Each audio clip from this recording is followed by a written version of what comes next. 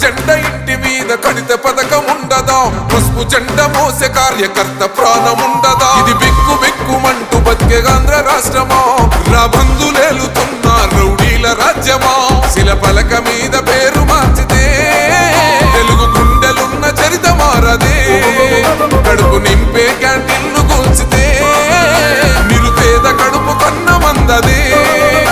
దౌర్జన్యమైన ఈ పాలన ఓర్చుకొని ఓర్చుకొని కట్టలనే తెంచుకొని చూసుకొని దూసుకొని గర్జించి దూకినడు ఓహో చూలు విప్పి దూకినది ఎల్లో సింహమో, దడుసుకొని ఉరుకుతది రౌడీ సంఘమో.